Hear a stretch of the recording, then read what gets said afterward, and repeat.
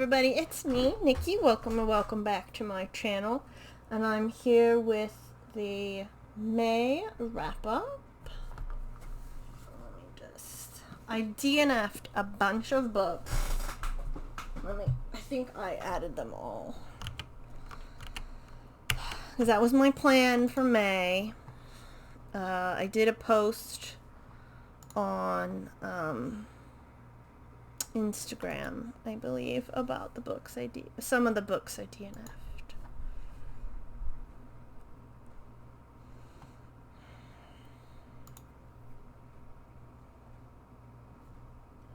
Okay.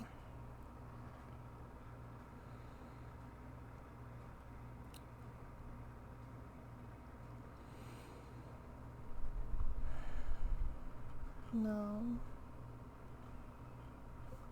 Let me check my call pile. Oh gosh. Where is it? Oh, there we go. Yeah, I've got so many DNFs. It's amazing. May.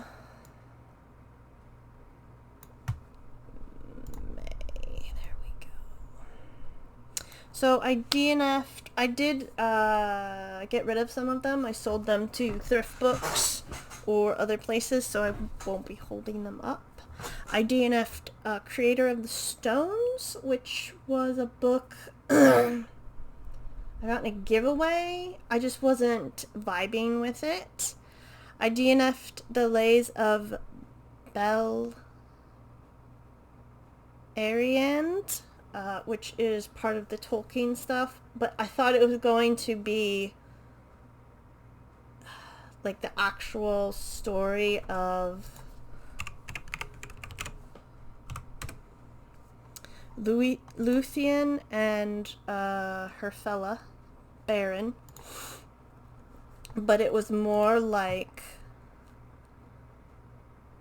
how Tolkien was writing them and a bunch of drafts, and that was really boring and not interesting. I DNF'd The Smoke Thieves. I just wasn't vibing with it. I didn't like a couple of the characters. I DNF'd The Badass Librarians of Timbuktu, which I was super sad about. But, because I'd read some of it and then I stopped and I picked it back up because it's just a tiny little book. And, it's supposedly about badass librarians of Timbuktu who were taking, Muslim texts from Timbuktu to somewhere else because of the Gulf War, the first one, I think. Maybe the second one. I can't remember which one it was. Because, who was it? The Taliban was like burning everything. So there was that. That part happened. And then they started talking about like politics, and it was really boring. And so I looked it up. And people were like, yeah, they don't really talk about that anymore. And I was like, oh, that's disappointing. I DNF'd In a Dark, Dark Wood. I wasn't vibing with the characters, and I do look up spoilers for books. And apparently, and the ending was really stupid. I sadly DNF'd Junker 7. Again, I wasn't vibing. That's pretty much it, all it is. It was vibes. I DNF'd Goddess in the Machine, which I was sort of disappointed about because there was two POVs, the girl and the guy, and because the girl woke up like 1,000 or so years in the future, obviously the people on the planet that she crashed onto or whatever, their language changed. Because, like, she was locked in stasis and they weren't. So when the guy was talking to her, he sounded weird. But then it was his POV also in that weird language. And that was not it for me. I DNF'd Do Androids Dream of Electric Sheep, which was Blade Runner is based off that. I was really disappointed, but like, and I knew I'd watched Dominic Noble's review of how the movie's different than the book, so I knew there were differences. But oh my god, he talked about fucking animals for like ever, and I'm like, bro, get to the part where you're chasing the androids. I DNF'd Son of Blood and Ruin, which again I was disappointed because it was like a Zorro retelling, supposedly, but then it wasn't, and there was like weirdness, and I was just like, whatever. I DNF'd A Magic Steeped in Poison. Once again, it was disappointing. I was ready for like tea magic, but I didn't vibe with the characters. I DNF'd Blood Scion and Crier's War. Again, huge disappointment. I wasn't vibing with the characters. That's, and I think I DNF'd something else. Let me it's not on the list.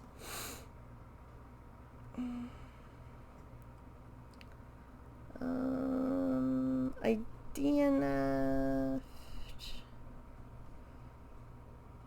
Oh, I DNF'd Jade Legacy. That's not on my list. Just no. The opening was just no. I couldn't believe it, so that was out. I DNF'd To Cage a God, but I don't remember if I did that. I think I did. Again, I wasn't vibing with the characters.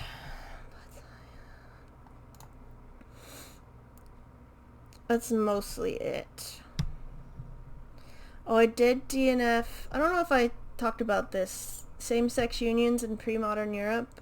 It was more of a textbook than an actual thing, so that wasn't great. Smoke Thief, Crier's War. I think that's it. I think that's it.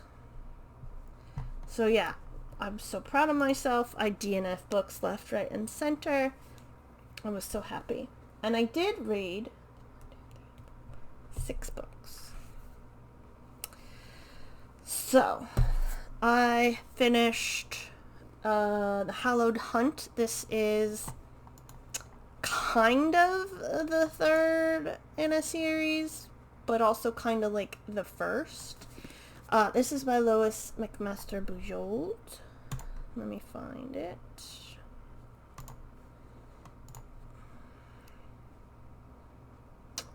And this is set in her World of Five Gods. This was the third one published, but it is chronologically first. Like, you could read, like, it's set before the other two. And it was amazing. I have a receipt in there for some reason.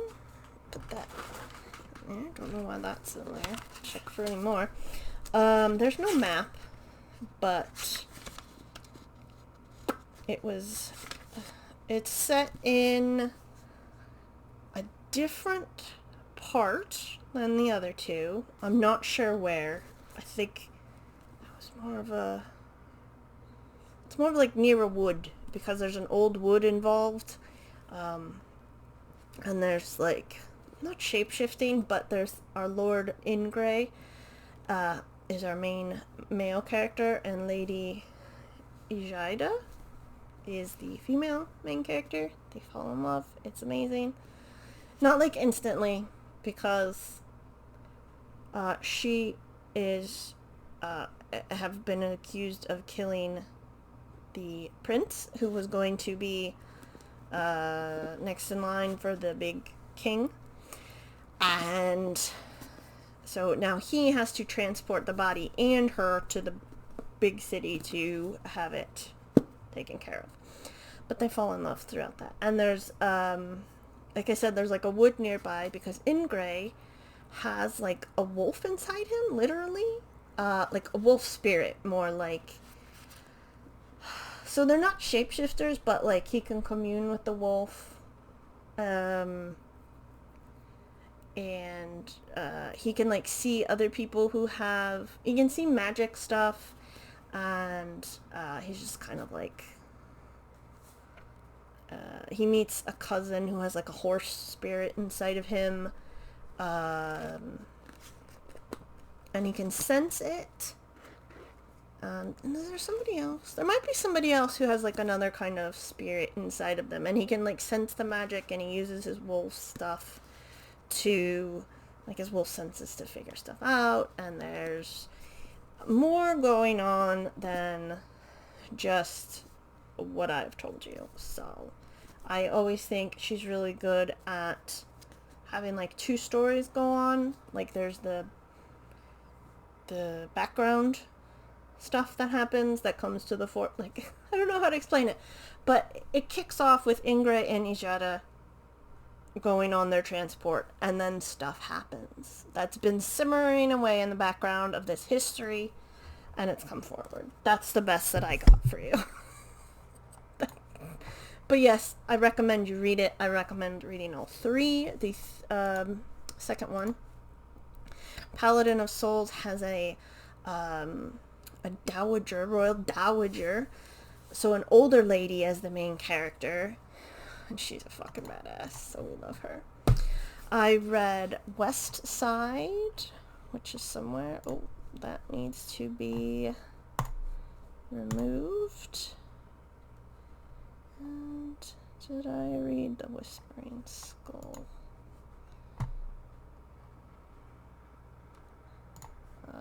You did. Oh, I think I DNF'd the next one after The Whispering Skull because I didn't like the audiobook. So I will read, but I'm more DNF'd the audiobook than anything else. But West Side is a series. I think there's at least two, maybe more. Gilda Carr. Oh, there's three. Okay. And it is set in 1921 Manhattan. And there is a map, if I can find it. And something magical has happened, and it has split Manhattan in half. East Side and West Side. So the East Side is normal, and West Side is magical, but like not a nice magic. Things are disappearing, people are disappearing, and like light is like there's one section of West Side. Was it the upper? Might be the Upper West Side, where they have like a dictator kind of ruling it, but they have like more lights. It's like candles, I think. I don't think electricity doesn't work, guns don't work, cars don't work, that kind of stuff. And that's where Gilda lives, purposefully on the West Side. And she does, as she says, tiny mysteries. And this one is, she's missing a pair of gloves. And that's it. Or just a glove, actually. That's it. She's missing a glove. And that sets off a string of things Gilda doesn't really want to investigate, because they're not tiny mysteries, but she feels she has no choice because of what happens. And it's affecting West Side, and she also wants to find out what happened to her dad, because he just left and either died or got disappeared. So, and there's some lovely little characters, and I just love how everything played out. I read Ruin Song, which is a standalone. And it is about,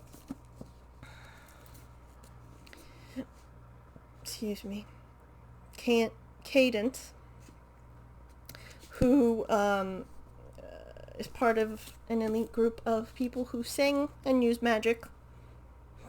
excuse me, and she's very powerful, and she works for the evil queen, who recently took over in a coup and essentially tortures the noble people who were in charge. And then the queen starts wanting to torture other people, and Cadence is sort of passive because she doesn't think anything can change. But then her childhood friend shows up, and Cadence realizes things have to change. Remy is her friend turned lover or girlfriend. I will tell you, there is a dog and it dies. Chapter 11, I believe.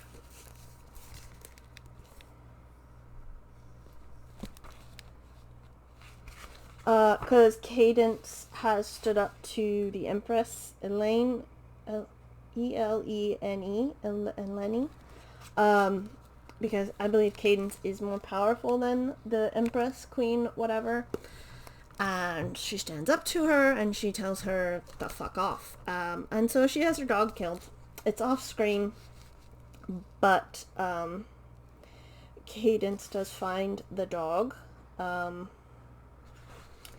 And you see, like, you don't see it, but there's blood and all that stuff. So that does happen. I will tell you that. And so that sucks. I mean, and I know some reviews were like, they are too evil. The Empress and her right-hand man, they're like really over-the-top evil. But I liked that. I didn't like them killing the dog, but I love over-the-top evil getting their comeuppance, and that's what happens. Don't get me wrong, I love a subtle bad guy, but sometimes you just need an over-the-top villain who's like, yeah, I want to punch you in the fucking face. So, and the romance was pretty sweet. I wouldn't say it's like vaguely enemies to lovers, but like they were friends when they were kids, and then they got separated because Remy is a noble woman. And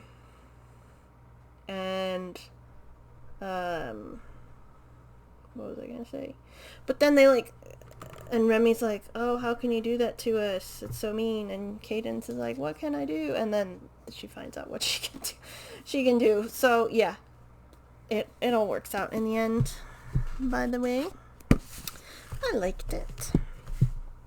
I read The First Sister by Lyndon A. Lewis. This is part of a trilogy.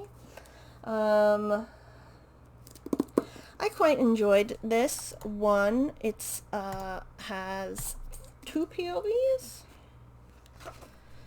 We have the first sister, who doesn't have a name. Well, there's technically 3 POVs.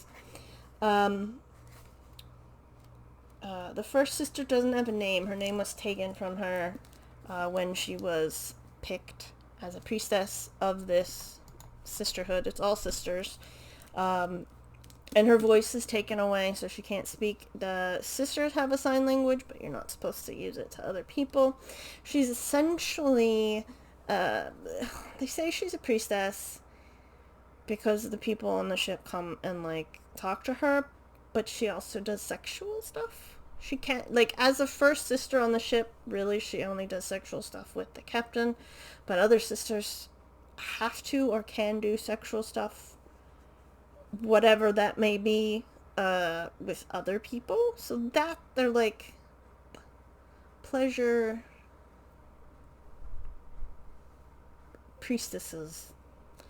And she was gonna get off this ship, but then she doesn't. And we get a new captain, Saito Ren, who has a missing arm and a leg from a big fight.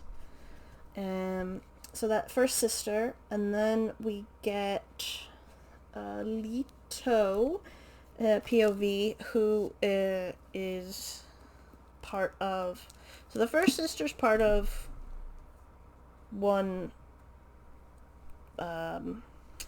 thing, what an adversarial relationship. She's one, and Leto is with another.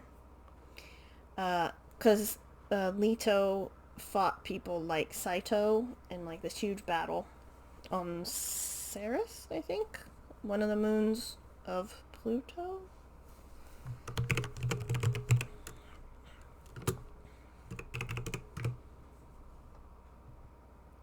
Oh no, Ceres, Mars and Jupiter. It's a dwarf planet. My mistake. So it is set in our system, but like super weirdly in the future. Totalitarian regime and all that stuff. And Leto had a partner. I don't know if they were ever romantic. It was implied, I felt, but I don't know if they actually did anything. But also a combat partner. They like had a bond somehow. Science. And Hero was presumed dead, and Leto finds out he's not dead and he's a traitor to their side. So he has to go hunt Hero. And then you also have Hero talking. He's made little, they. Hero is a they. That's my bad.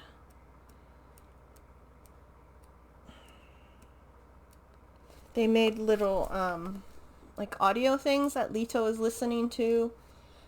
So we also get Hero's point of view as well. And then all three come together in a very lovely way. I wasn't expecting it, how they came together. I didn't get the romance I wanted, personally, but I think there is room for romantic intentions between people. Let me just get these two out of the way.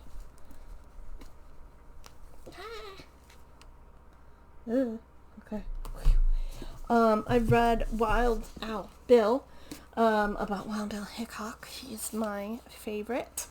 I've liked him since Young Writers. And this is about him and, his life, about his parents and grandparents as well, and all that stuff. It talks about him, before he became a gunfighter, and after it just sort of happened. He had a fight and he was really good, and it just got out of hand basically, and as he got older, he was 30 something when he died.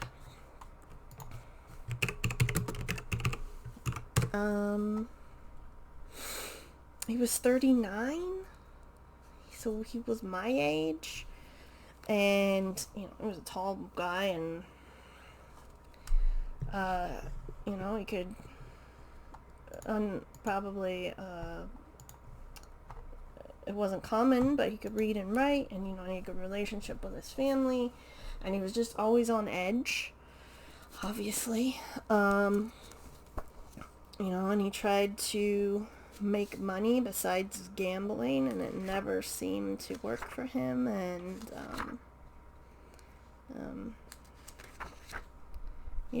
it just at the end it was pretty sad. He knew he was not gonna make it. He had bad eyesight at the end. I can't remember what it was from.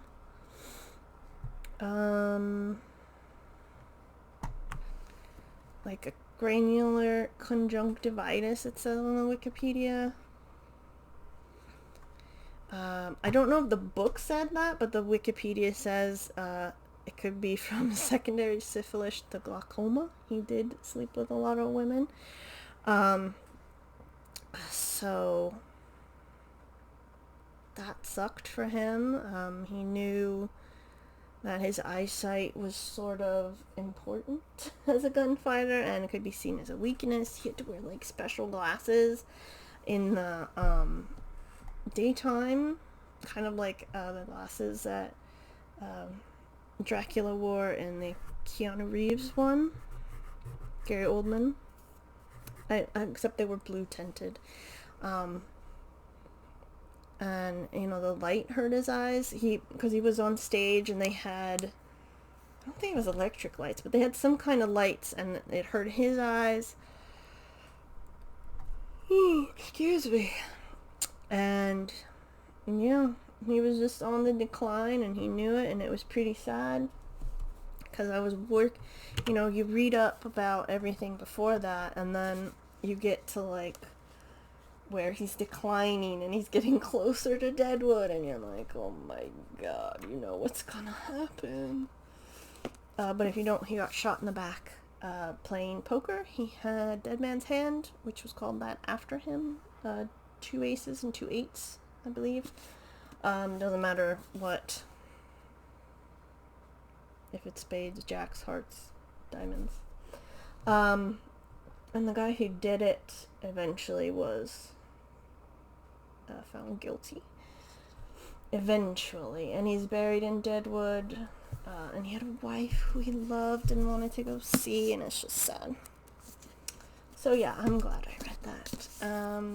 And then I read Goddess of the River, which I quite liked. There is a review of this book it's a retelling of the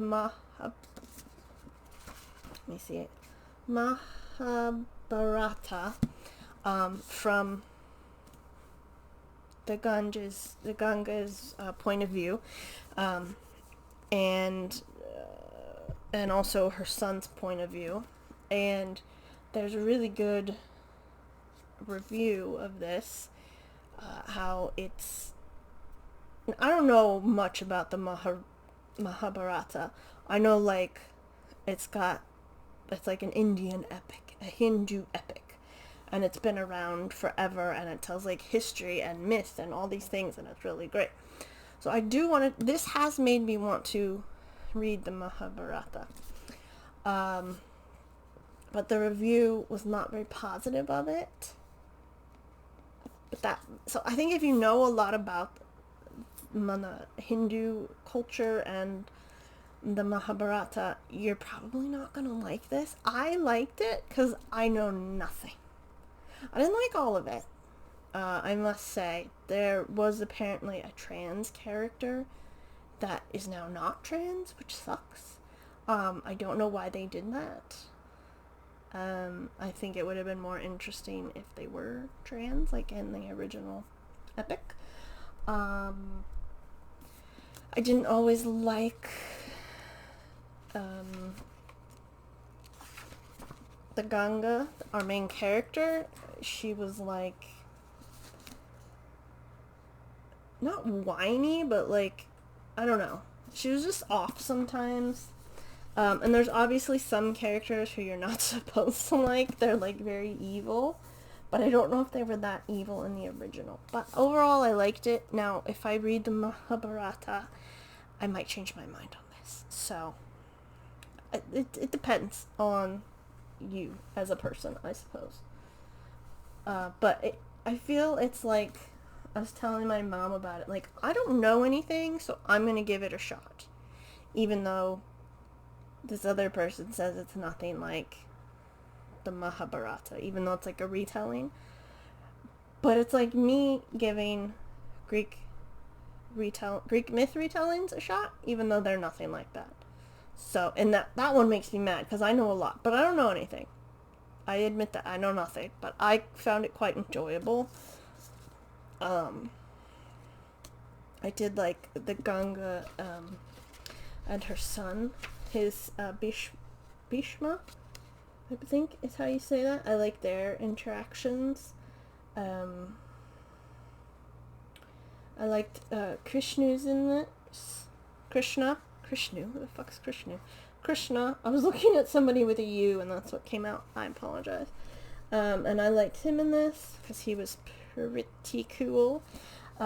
Although I thought there was some parts where people were like, oh, Krishna, you're not a god. And I'm like, I thought everybody knew he was a god. But again, I know nothing about Hinduism. So, I want to learn, but the religion is very old. And there's a lot of information.